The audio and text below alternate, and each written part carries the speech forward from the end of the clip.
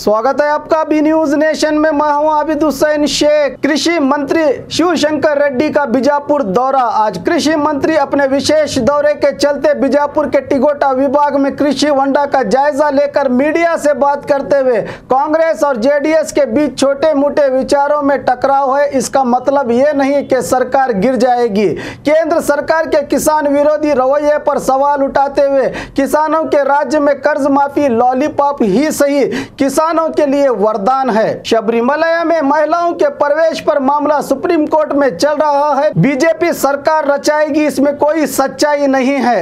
जारकीहोली निगम मंडलियां जैसे अनेक विषयों पर अपनी प्रक्रिया व्यक्त की कृषि मंत्री ने।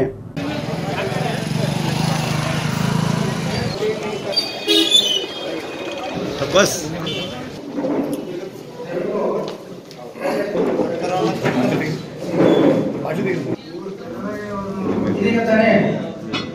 ರಾಜ್ಯದ ಬಹುಭಾಗದಲ್ಲಿ ಬಿಜಾಪುರ ಜಿಲ್ಲೆ ಸೇರಿಕೊಂಡು 13 ಜಿಲ್ಲೆಗಳಲ್ಲಿ ಮಳೆ ನಿರೀಕ್ಷಿತ ಪ್ರಮಾಣ ಮಳೆ ಬರದೇ ಇದ್ದರಿಂದ ಬರಗಾಲ ಆವರಿಸಿ ಇವತ್ತು ನಮ್ಮ ರಾಜ್ಯದಲ್ಲಿ ಮೊದಲನೇ ಹಂತದಲ್ಲಿ 100 ತಾಲೂಕುಗಳು, ಎರಡನೇ ಹಂತದಲ್ಲಿ 52 ತಾಲೂಕುಗಳನ್ನು ಬರಪೀಡಿತ ತಾಲೂಕುಗಳು ಅಂತೇಳಿ ಈಗಾಗಲೇ ಸರ್ಕಾರ ಘೋಷಣೆ ಮಾಡಿದೆ.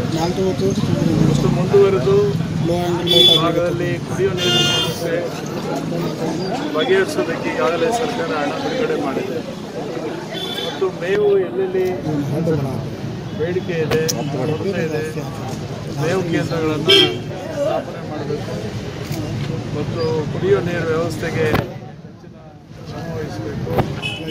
ಮತ್ತು ರೈತರಿಗೆ ಬೆಳೆ ನಷ್ಟ ಏನಾಗಿದೆ ಅದಾಗಲೇ ಕೂಡ ಬೆಳೆ ನಷ್ಟ ಒಂದು ಸರ್ವೆ ಕಾರ್ಯ ಕೂಡ ಮುಗಿದಿದೆ. ಪ್ರತಿಯೊಬ್ಬರು ರೈತರ ದಾಖಲೆಗಳಿಗೆ ಮೊಬೈಲ್ ಆ್ಯಪ್ ಮುಖಾಂತರ ಬೆಳೆ ನಷ್ಟವನ್ನು ಕೂಡ ಅಂದಾಜು ಮಾಡಿ ಕೇಂದ್ರ ಸರ್ಕಾರಕ್ಕೆ ಈಗಾಗಲೇ ಸುಮಾರು ಇಡೀ ರಾಜ್ಯದಲ್ಲಿ 16,000 ಕೋಟಿ ಬೆಳೆ ನಷ್ಟ ಆಗಿದೆ ಅಂತೇಳಿ ಅಂದಾಜು ಮಾಡಿ ಕೇಂದ್ರ ಸರ್ಕಾರಕ್ಕೆ ಈಗಾಗಲೇ ಸಲ್ಲಿಕೆ ಆಗಿದೆ. 1 ತಿಂಗಳಾಗಿದೆ. ಮತ್ತು ನಮಗೆ NDRF ಪ್ರಕಾರ ರೈತರ ಅಕೌಂಟಿಗೆ ನಾವು ಕಳಿಸುವಂಥ ಸಬ್ಸಿಡಿ ಹಣ ಹೋಗುತ್ತೆ, ರೈತರ ಮುಖಾಂತರ ಕಂಪನಿಗಳವರಿಗೆ ಮಾಡ್ತೀವಿ. ಈಗ ಹಿಂಗಾರು ಬೆಳೆ ಕೂಡ ನಷ್ಟ ಆಗಿದೆ, ಅದರ ಸಮೀಕ್ಷೆ ಕೂಡ ಇಷ್ಟರಲ್ಲೇ ನಾವು ಪ್ರಾರಂಭ ಮಾಡ್ತೀವಿ. ನೋಡಿ, ಹಿಂಗಾರು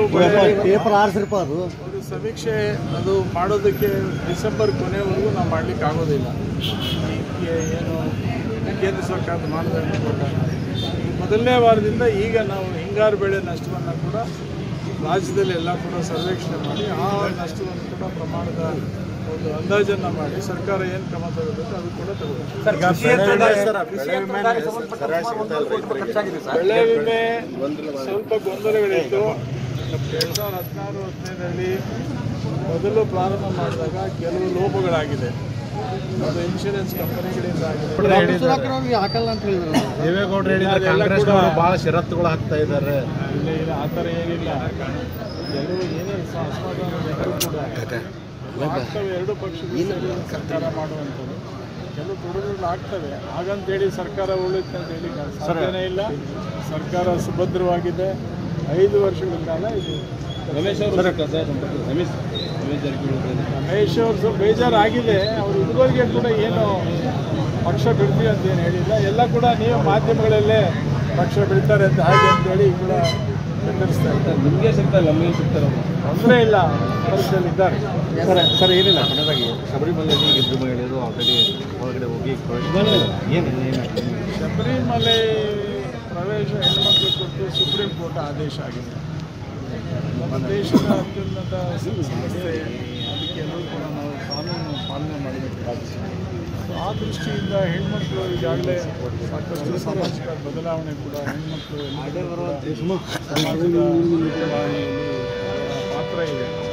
ಹಾಗಾಗಿ ಒಂದು ದೇವಸ್ಥಾನ ಪ್ರವೇಶದಲ್ಲೂ ಕೂಡ ಏನು ಸುಪ್ರೀಂ ಕೋರ್ಟ್ ಆದೇಶ ಮಾಡಿದೆ ಅದರಂತೆ ನಡ್ಕೊಳ್ಳೋದು ಉತ್ತಮ ಅಲ್ಲ. ಈಗ ಇದಕ್ಕೆ ತೀವ್ರ ವಿರೋಧ ವ್ಯಕ್ತ ಆಗಿತ್ತು. ಈ ನಿಟ್ಟಿನಲ್ಲಿ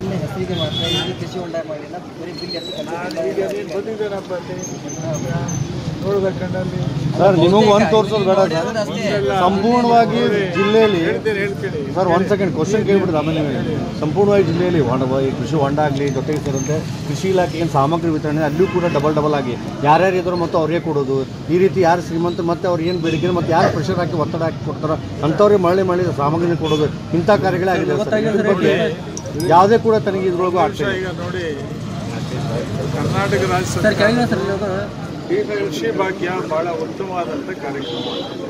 ಇವತ್ತು ರಾಜ್ಯದಲ್ಲಿ 2.5 ಲಕ್ಷ ಕೃಷಿ ಹೊಂಡಗಳನ್ನು ನೋಡಿದ್ದೇವೆ ಮತ್ತು ಎಲ್ಲೆಲ್ಲಿ ರೈತರು ಬೇಡಿಕೆಯನ್ನು ಇಟ್ಟಿದ್ದಾರೆ ಎಲ್ಲ ಕಡೆ ನಾವು ಕೃಷಿ ಹೊಂಡಗಳನ್ನು ಮಂಜೂರು ಮಾಡಿಸಿದ್ದೇವೆ. ಸಾಕಷ್ಟು ಕ್ರಮವಾಗಿ ಕೆಲಸ ಆಗ್ತಾಯಿದೆ. ಇದರಲ್ಲಿ ದುರ್ಬಳಕೆ ಅಂತಕ್ಕಂಥ ಪ್ರಶ್ನೆ ಬರೋದೇ ಇಲ್ಲ. ಏಕೆಂದರೆ ಮಂಜೂರು ಮಾಡಿದ ಮೇಲೆ ರೈತರು ವಂತಿಗೆಯನ್ನು ಕಟ್ಟಿದ ಮೇಲೆ ಅವರ ಅಕೌಂಟ್ಗೆ ನೇರವಾಗಿ ಇಲಾಖೆ ಹಣ ಅವ್ರಿಗೆ ವರ್ಗಾಯಿಸುತ್ತೆ. ಇಲ್ಲಿ ಬಂತು, ಇಲ್ಲಿ ಭ್ರಷ್ಟಾಚಾರ ಪ್ರಶ್ನೆ ಇಲ್ಲಿ ಬಂತು ಸರ್. ಅಕೌಂಟ್ ಟ್ರಾನ್ಸ್ಫರ್ ಹಾಕಿನ ಮುಂಚೆನೇ ರೈತರಿಂದ ಜವಳಿ ಸೋಷಿಯಲ್ ಗ್ರೂಪ್ ಅಸೋಸಿಯೇಷನ್ ವತಿಯಿಂದ ಹಾಗೂ ಸ್ವಾಭಿಮಾನಿ ಬಿ ಶ್ರೀರಾಮುಲುರವರ ಆಶೀರ್ವಾದದಿಂದ ಸರ್ವಧರ್ಮ ಉಚಿತ ಸಾಮೂಹಿಕ ವಿವಾಹ ವಿಜಯಪುರ ಜಿಲ್ಲೆಯಲ್ಲಿ ಆಯೋಜಿಸಲಾಗಿದೆ. ಬರುವ ಜನವರಿ 13ರಂದು ಈ ಸರ್ವಧರ್ಮ ಉಚಿತ ಸಾಮೂಹಿಕ ವಿವಾಹಗಳು ನಗರದ ಅಂಜುಮನ್ ಕಾಲೇಜ್ ಮೈದಾನದಲ್ಲಿ ನಡೆಯಲಿವೆ. ಸಮಾಜದಲ್ಲಿ ಹಿಂದುಳಿದವರಿಗೆ, ಬಡವರಿಗೆ, ಅಸಹಾಯಕರಿಗೆ ಸಹಾಯವಾಗಬೇಕೆಂಬ ನಿಟ್ಟಿನಲ್ಲಿ ಈ ಸರ್ವಧರ್ಮ ಉಚಿತ ಸಾಮೂಹಿಕ ವಿವಾಹ ಆಯೋಜಿಸಲಾಗಿದ್ದು, ಜಿಲ್ಲೆ ಸೇರಿದಂತೆ ರಾಜ್ಯದ ಎಲ್ಲರೂ ಈ ಸದಾವಕಾಶ ಬಳಸಿಕೊಳ್ಳಲು ಮನವಿ. ಸರ್ವಧರ್ಮ ಉಚಿತ ಸಾಮೂಹಿಕ ವಿವಾಹಗಳು ದಿನಾಂಕ 13/1/2019. ಸ್ಥಳ ಅಂಜುಮನ್ ಕಾಲೇಜ್ ಮೈದಾನ, ಮನ್ನಗುಳಿ ರೋಡ್, ವಿಜಯಪುರ. ವಿವಾಹ ನೋಂದಣಿಗಾಗಿ ಸಂಪರ್ಕಿಸಿ 8970333944, 8792092220, 8123288852 ಮತ್ತು 9980370157. ಕಚೇರಿಯ ವಿಳಾಸ ಮನುಗುಳಿ ರಸ್ತೆ, ಅಲಿ ಮಸೀದ್ ಹತ್ರ, ವಿಜಯಪುರ.